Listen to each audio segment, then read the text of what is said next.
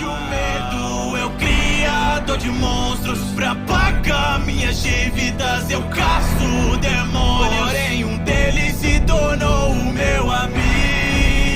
E junto com o Pochita eu nunca vou estar sozinho. Então no final vocês só queriam ver a minha morte. Depois de tudo que fizemos juntos, Pochita, nós nunca tivemos a sorte. Viva os meus sonhos, siga seu caminho e como sempre continue lutando. Pacto entre demônio e